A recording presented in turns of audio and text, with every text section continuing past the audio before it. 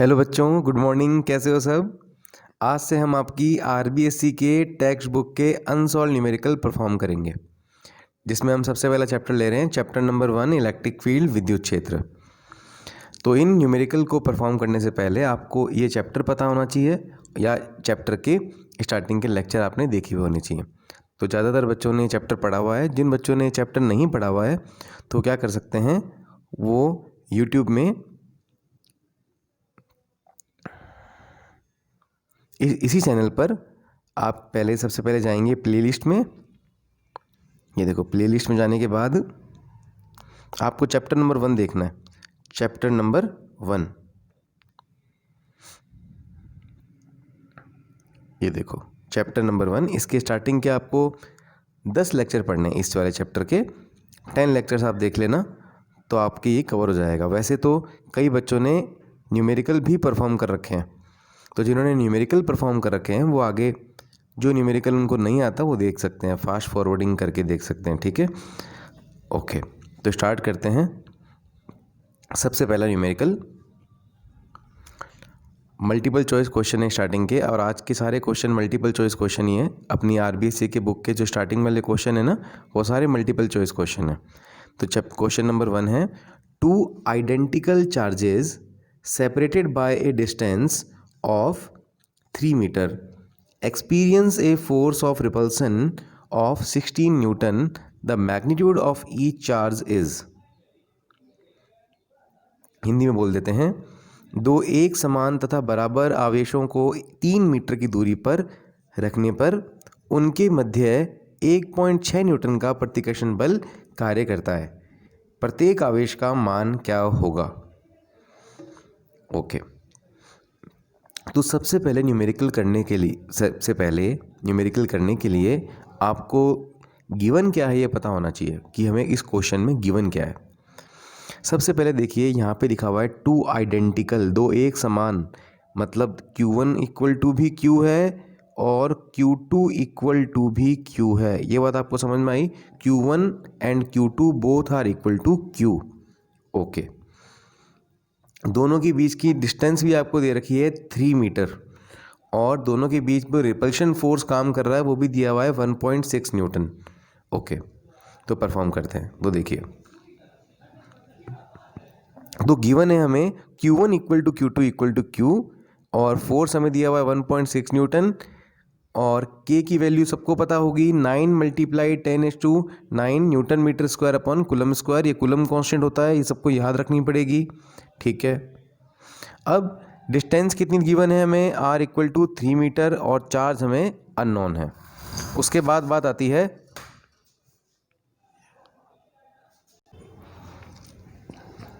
तो ये तो बात हो गई हमें गिवन क्या है न्यूमेरिकल में।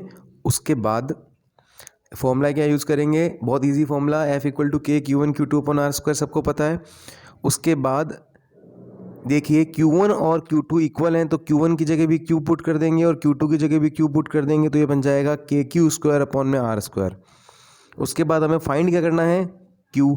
तो हम Q स्क्वायर को सेपरेट कर देंगे, बाकी सबको क्रॉस मल्टीप्लाई, R स्क्वायर जाएगा इधर और K आ जाएगा अपॉन में। पता लग गया, क्योंकि Q स्क्वायर को हमें वैल्यू फाइंड करनी है तो इसको सेपरेट कर देंगे। उसके बाद Q स्क्वायर की वैल्यू कितनी आ गई हमारे पास? Q स्क्वायर की वैल्यू, सबकी वैल्यू पुट कर देंगे। F की वैल्यू कितनी है? फोर्स की वैल्यू है 1.6, तो पुट कर देंगे 1.6। डिस्टेंस मीटर में ऑलरेडी गिवन है, तो R स्क्वायर है तो 3 × 3। K की जगह पुट कर देंगे 9 × 10⁹ तो यहाँ पर हमारे पास Q स्क्वायर की वैल्यू कितनी आ गई? ये देखिए, यहाँ से एक पॉइंट हटाएंगे और नीचे अपॉन में कितना आ जाएगा? 10⁹ ऑलरेडी पड़ा है, तो ये बन जाएगा 10⁻10। अब देखिए, यहाँ पर Q स्क्वायर है और हमें वैल्यू फाइंड करनी है Q की, तो हम स्क्वायर रूट लेंगे। 16 का हो जाएगा 4, 3 × 3 में से एक 3 ले लेंगे, या यहाँ से देखिए 3 और 3 से ये 3 कैंसिल हो गए, और 16 का हो गया 4, 10:10 का हो गया 10:5, और यहाँ पर इन्वर्स होके क्या बन गया? ये 10:-5। तो आंसर क्या आ गया हमारे पास? 4 × 10⁻5 कूलम। तो बहुत इजी न्यूमेरिकल था, सबको पहले से ही आता होगा। ओके, नेक्स्ट न्यूमेरिकल देखते हैं। तो नेक्स्ट न्यूमेरिकल है, the force acting between two charges is 8 newton. If separation between them is tripled then the force acting between them will be. यहाँ पर बात हो रही है, हिंदी में पहले पढ़ लेते हैं. दो आवेशों के मध्य बल F है. यदि उनके मध्य की दूरी 3 गुना कर दी जाए तब इन आवेशों के मध्य बल होगा. तो यहाँ पर सबसे पहले हमें गिवन है दो आवेशों के मध्य बल F. उनके मध्य की दूरी 3 गुनी कर दी जाए. तो पहले हम मान लेते हैं उनकी बीच की दूरी r थी. तो अब नई दूरी कितनी हो गई, r डैश हो गई डिस्टेंस, और वो कितनी है पहले की 3 गुना. मतलब अब जो डिस्टेंस होगी वो कितनी हो गई है 3r. ये बात आपको क्लियर हुई. तो 3r होने से जो दोनों के बीच में जो फोर्स था वो कैसे चेंज होगा ये हमें देखना है. ओके, सॉल्यूशन देख लेते हैं. बहुत इजी, ये भी पता ही है सबको. हाँ, तो इनिशियल फोर्स कितना था चार्जेस के बीच में, F, मतलब प्रारंभिक बल. फोर्स कितना था F. फोर्स का फॉर्मूला सबको पता है, K(Q1 Q2 upon R square. New force हमें फाइंड करना है, इसे हम F डैश लेते हैं. न्यू फोर्स को हम क्या लेंगे, F डैश. यहाँ पर F है, आप इसको F डैश कर लो. अच्छा, नई डिस्टेंस कितनी हो गई चार्जेस के बीच में, 3 टाइम्स बढ़ गई. तो R डैश इक्वल टू कितना हो गया 3R. वैल्यू पुट कर लें नए फोर्स की, F dash equal to K(Q1 Q2 upon R dash square. नया फोर्स होगा उसमें डिस्टेंस भी हमें नहीं लेनी पड़ेगी. K कांस्टेंट है, वो चेंज नहीं होता. चार्ज चेंज नहीं हो रहे, केवल डिस्टेंस चेंज हो रही है. तो इस फॉर्मूले में हमें केवल क्या चेंज करनी है, डिस्टेंस. ये बात आपको समझ में आ गई. इस फॉर्मूले में हमने केवल डिस्टेंस चेंज करी है. अब R डैश की जगह वैल्यू पुट कर दीजिए. R डैश की जगह हम पुट कर देंगे 3R. 3R का स्क्वायर कितना होता है 9R स्क्वायर. और ये पूरी क्वांटिटी ये देखो क्या बन गई F.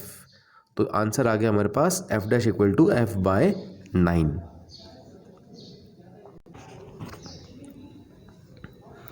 तो नेक्स्ट न्यूमेरिकल देख लें. Numerical number 3. To give a charge of 5 multiplied 10⁻⁻19 coulomb to some object, how many electron, ये इलेक्ट्रॉन है, are to be removed from it. ठीक है, देखिए क्वेश्चन में थोड़ा सा मिस्टेक है, ये आप वापस से देख चेक कर लीजिए. To give a charge of 5 multiplied 10⁻⁻19 coulomb to some object, how many electrons are to be removed from it. ठीक है, ये कह रहा है कि अगर किसी ऑब्जेक्ट को आपको 5 मल्टीप्लाई 10⁻⁻19 कूलम चार्ज देना है तो उससे कितने इलेक्ट्रॉन आपको निकालने पड़ेंगे. इलेक्ट्रॉन कब निकालते हैं, इलेक्ट्रॉन निकालने से क्या होता है, किसी बॉडी पर पॉजिटिव चार्ज आता है. तो हम उस बॉडी से कितने इलेक्ट्रॉन निकाल लें कि उस पर 5 मल्टीप्लाई 10⁻19 कूलम चार्ज आ जाए. हिंदी में रीड कर लेते हैं. किसी वस्तु को 5 × 10⁻−19 कूलम से धनावेशित करने के लिए उसमें से निकाले गए इलेक्ट्रॉन की संख्या होगी. किसी वस्तु को इतना धनावेश करने के लिए कितने उसमें से इलेक्ट्रॉन निकालने पड़ेंगे. तो सॉल्यूशन देखते हैं इसका. सबसे पहले हमें Q कितना गिवन है, चार्ज कितना गिवन है, 5 मल्टीप्लाई 10⁻⁻19 कूलम. कितने इलेक्ट्रॉन का मतलब हमें क्या फाइंड करना है, N. कितने मतलब नंबर ऑफ इलेक्ट्रॉन हमें फाइंड करना है, ये बात आपको पता लग गई होगी. क्वांटाइजेशन, क्वांटीकरण का सिद्धांत सबको याद है, क्या होता है Q इक्वल टू NE. यहाँ पर E की वैल्यू कितनी है 1.6 10⁻⁻19 कूलम. वैल्यू पुट कर दें. Q की जगह क्या पुट करोगे 5 मल्टीप्लाई 10⁻⁻19. N की जगह N पड़ा है, E की जगह 1.6 10⁻⁻19 कूलम. यहाँ से हम N की वैल्यू फाइंड कर लेंगे. 1.6 मल्टीप्लाई 10⁻⁻19 अपॉन में चला जाएगा. 10⁻⁻19 से 10⁻⁻19 कैंसिल हो जाएगा. ठीक है, ये बन जाएगा 5 अपॉन में 1.6. 5 अपॉन 1.6 आता है 3.1. तो नियरली हमारा आंसर आ जाएगा 3. ये बात आपको क्लियर हो गई. ओके, सो जो आंसर है वो है N इक्वल टू 3. तो 3 इलेक्ट्रॉन किसी बॉडी से रिमूव करने पर उस पर चार्ज कितना आ जाएगा 5 मल्टीप्लाई 10⁻⁻19. नेक्स्ट न्यूमेरिकल देखते हैं. दो बिंदु आवेश प्लस नो ई तथा प्लस ई, कौन कौन से, एक तो है प्लस नो ई और एक है प्लस ई, परस्पर 16 सेंटीमीटर दूर स्थित है। इनको मिलाने वाली रेखा पर मध्य है, मिलाने वाली रेखा के मध्य है एक अन्य आवेश Q कहाँ रखें कि वह साम्यावस्था में रहे। ठीक है, ये क्वेश्चन भी इजी है, थोड़ा सा ध्यान से आपको देखना पड़ेगा, बाकी समझ में आ जाएगा, बहुत इजी है। इंग्लिश में बोल लेते हैं। 2 point charges plus 9e and plus e are at a separation of 16 centimetre where on the line joining them another charge Q must be put so it remains in equilibrium। अब समझो इस question को, दो charge हैं, दो आवेश हैं, plus no ई और प्लस ई, दोनों के बीच की दूरी है 16 सेंटीमीटर। अब हमें एक चार्ज Q को इन दोनों के बीच में रखना है कि वो चार्ज Q इक्विलिब्रियम स्टेट में रहे, साम्यावस्था में रहे। तो जब भी क्वेश्चन में ये कहता है कि ये साम्यावस्था में रहे, कौन रहे साम्यावस्था में, Q, तो Q पर लगने वाला नेट फोर्स 0 होना चाहिए। ये बात आपको क्लियर हो गई। अपन को कोई भी चीज़ कह रहा है कि ये साम्यावस्था में रहे, ये साम्यावस्था में रहे, तो पर्टिकुलर कौन सा चार्ज साम्यावस्था में रहे, Q, इसका मतलब इस पर लगने वाला नेट फोर्स 0 होगा। ओके, सॉल्व कर लेते हैं इसको। ये देखिए, प्लस 9e प्लस ई, दोनों के बीच की डिस्टेंस कितनी है, 16 सेंटीमीटर। दोनों के बीच में एक चार्ज कौन सा रख दिया हमने, Q। ये कह रहा है Q को कहाँ रखो कि ये इक्विलिब्रियम में रहे, तो कहाँ रखा नहीं पता, कहाँ रखा, इसलिए हम इसको x डिस्टेंस पर रख लेते हैं। ये बात आपको समझ में आई भाई। प्लस 9e से हम इसको, इस चार्ज को एक बार x डिस्टेंस पर रख लेते हैं, और अगर ये चार्ज जो है x डिस्टेंस है प्लस 9 से, तो बाकी डिस्टेंस कितनी हो जाएगी, 16 माइनस एक्स। ये बात आप क्लियर हुई कि भाई ये आप देखिए, यहाँ पर एक चार्ज पड़ा है प्लस 9e, यहाँ पर पड़ा है प्लस e, और यहाँ पर हमने रख दिया है Q, जो कि यहाँ से कितनी डिस्टेंस पर मान लिया, x, क्योंकि पूरी डिस्टेंस 16 है, तो 16 में से x गया तो कितनी बची बाकी, 16 माइनस एक्स। तो इसमें आपको मेन पॉइंट यही याद रखना है कि जो Q चार्ज है वो इक्विलिब्रियम में रहना चाहिए।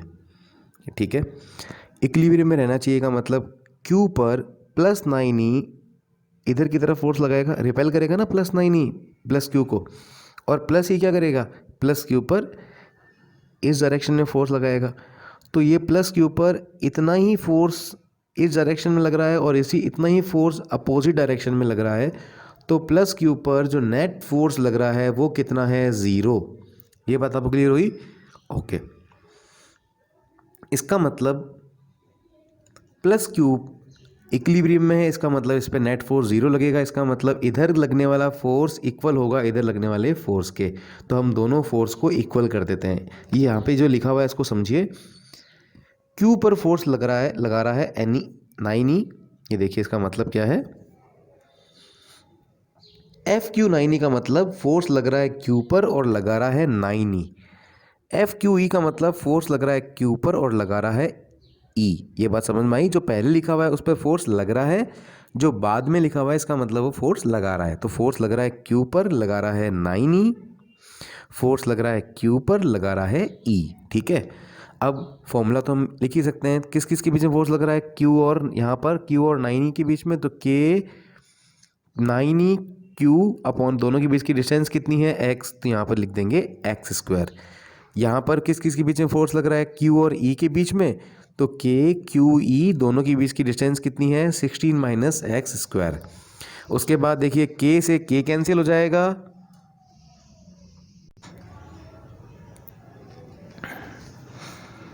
और E से E चार्ज कैंसिल हो गया, Q से Q कैंसिल हो गया। ठीक है, यहाँ पर हमारे पास क्या क्वांटिटी रह गई, 16 माइनस एक्स स्क्वायर यहाँ पर चला जाएगा क्रॉस मल्टीप्लिकेशन से, ऊपर यहाँ पर 9 है तो ये बन जाएगा 9 16 minus x whole square equal to x square. ये बात आपको क्लियर हो गई होगी। ओके, उसके बाद हम दोनों तरफ रूट अप्लाई कर देते हैं, तो यहाँ बन जाएगा ये एक्स स्क्वायर का एक्स 9 का बन जाएगा 3 और ये बन जाएगा 16 माइनस एक्स। अब इसको मल्टीप्लाई कर देते हैं अंदर, x equal to 48 minus 3x, 3 की मल्टीप्लाई की हमने अंदर, माइनस 3x इधर जाके क्या बन जाएगा 4x इक्वल के इधर ट्रांसफ़र होके, और x की वैल्यू हमारे पास आ जाएगी 12 मीटर। इसका मतलब हम q चार्ज को 12 मीटर की डिस्टेंस पर रखेंगे तो q चार्ज इक्विलिब्रियम में रहेगा। तो आंसर क्या है 12 मीटर। कहाँ से है 12 मीटर? From 9e। तो आंसर है 12 metre from 12 centimetre, sorry 12 centimetre from 9e। तो कौन सा आंसर सही है? B, 12 centimetre away from 9e। Okay, next numerical देखते हैं। Two identical spheres having unequal and opposite charges are 90 centimeter apart. They are now made to contact, यहाँ पे contact लिखा हुआ है, and again separated by the same distance. Now they repel each other by a force of 0.025 Newton. Final charge on each sphere is, Hindi में पढ़ लेते हैं पहले क्वेश्चन। दो समान गोले जिन पर विपरीत तथा असमान आवेश हैं परस्पर 90 सेंटीमीटर दूरी पर रखे हुए हैं। इनको परस्पर स्पर्श कराकर पुनः जब उतनी ही दूरी पर रख दिया जाता है तो वह परस्पर 0.025 न्यूटन बल से प्रतिकर्षित करने लगते हैं। दोनों का अंतिम आवेश होगा। तो क्वेश्चन क्लियर हो गया आपको? ओके, ये पहले कह रहा है कि दो एक जैसे स्फेयर है, आइडेंटिकल स्फेयर है, तो आइडेंटिकल स्फेयर बना देते हैं जिन पर इक्वल, अनइक्वल और अपोजिट चार्जेस हैं। अनइक्वल मतलब इस पर पता नहीं क्या कौन है, तो अनइक्वल है तो इस पर Q1 मान लेते हैं और इस पर Q2 मान लेते हैं। अपोजिट है तो यहाँ पे हम सिंबल की बात नहीं करते, एक बार इस पर चार्ज Q1 मान लेते हैं और इस पर चार्ज Q2 मान लेते हैं, क्योंकि ये वेक्टर वाला क्वेश्चन नहीं है। अगर अपोजिट होते और माइनस ले रहे तो वेक्टर वाला क्वेश्चन में हम माइनस लेते हैं। तो यहाँ पे ये कह रहे हैं ना अनइक्वल, तो इस पर आप ले लो Q1 और इस पर ले लो आप Q2। तो ये क्लियर हो गया आपको? दो स्फेयर ले लिए और दोनों पर हमने अलग अलग चार्जेस ले लिए, Q1 और Q2, और दोनों के बीच की डिस्टेंस कितनी है? 90 सेंटीमीटर। तो 90 सेंटीमीटर दोनों के बीच की डिस्टेंस ले ली हमने। अब वो कह रहा है कि ये पहले कॉन्टैक्ट में लेके आते हैं, इन दोनों को एक बार टच कराते हैं, इन दोनों स्फेयर्स को, और उसके बाद वापस सेम डिस्टेंस पर रख देते हैं, मतलब टच कराकर वापस से 90 सेंटीमीटर डिस्टेंस पर रख देते हैं। तब इनके बीच में जो फोर्स लग रहा है वो लग रहा है 0.025 न्यूटन फोर्स। तो दोनों पर जो फाइनल चार्ज है वो हमें कैलकुलेट करना है। तो क्वेश्चन क्लियर हुआ आपको? ओके, यहाँ पे फिर से देख लीजिए। देखिए दोनों चार्ज हैं Q1 Q2 इनिशियली, और डिस्टेंस कितनी है 90 सेंटीमीटर। तो सेंटीमीटर को हम किस में कन्वर्ट करेंगे? मीटर में। ओके, तो यहाँ पर देखिए स्टार्टिंग में इस पे चार्ज था Q1, इस पे चार्ज था Q2। जब इन दोनों को टच किया तो चार्ज क्या आता है? तो हमेशा याद रखना बात कि जब भी हम दो आइडेंटिकल स्फेयर को टच करते हैं, एक जैसे स्फेयर को टच करते हैं, तो टच करने के बाद उन दोनों पर जो चार्ज आता है वो दोनों इनिशियल जो चार्ज थे उनको जोड़ के 2 का डिवाइड कर दो। जैसे मान लो इनिशियली इस पे चार्ज है Q1, इस पे चार्ज है Q2, इन दोनों को टच किया तो दोनों पे कितना आ गया? दोनों पे आएगा Q1 प्लस Q2/2। ये बात आपको क्लियर हो गई? ओके, तो अब आपको पता लग गया कि दोनों को टच करवाने के बाद चार्ज कितना आ गया? Q1 plus Q2/2। और फोर्स कितना है? F equal to 0.025 newton. तो सॉल्यूशन करते हैं इसका। F इक्वल टू KQ²/R², सबको फॉर्मूला पता है। फोर्स गिवन भी है, कितना लग रहा है? 0.025। अब हमें कैलकुलेट क्या करना है कि अब फाइनल चार्ज है कितना, ये Q कितना है, क्योंकि जब उनको टच कराते हैं, टच करवाने के बाद इनके बीच में फोर्स लगता है 0.025। समझ में आ गई बात? अब सारी बातें हम फॉर्मूले में पुट कर लेते हैं और आंसर आ जाएगा हमारे पास।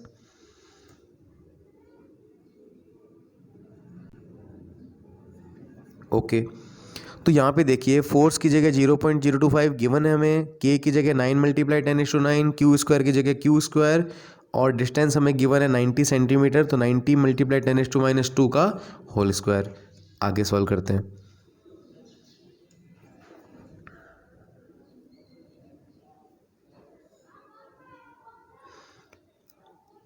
तो यहाँ पर देखिए क्यू स्क्वायर की वैल्यू हमने सारी वैल्यूज़ पुट कर ली। यहाँ पे देखिए उसके बाद 90 90 10⁻⁴, तो ये 2 10 ले लिए तो ये 100 और 10⁻⁴ से बन गया 10⁻²। ये आपको समझ में आगे होगी कैलकुलेशंस। यहाँ से हमने पॉइंट हटाया तो नीचे आ गए 3 जीरोज़, मतलब 1000 आ गया। तो 1000 और 10⁻9 कितना हो गया 10⁻12। भाई 10⁻3 आ गया ना, ये पॉइंट हटाया तो देख लो वापस से। यहाँ से ये पॉइंट हटाया तो नीचे कितने जीरो आएंगे 1 2 3, है ना। और ये 3 और ये 10⁻9 बन गया 10⁻12। ये तो आपको आता ही है सब कुछ, ठीक है, इस पे ध्यान नहीं देते ज़्यादा। तो अब देखिए उसके बाद ये बन गया ऊपर 25, 9 × 9 10⁻², तो 9 से 9 कैंसिल हो गया। तो ये बन गया हमारे पास Q square equal to 25 × 9 multiply 10⁻14। तो क्यू की वैल्यू कितनी आ गई 5 × 3 मल्टीप्लाई 10⁻7। तो फाइनल आंसर हमारे पास आ गया 15 मल्टीप्लाई 10⁻7।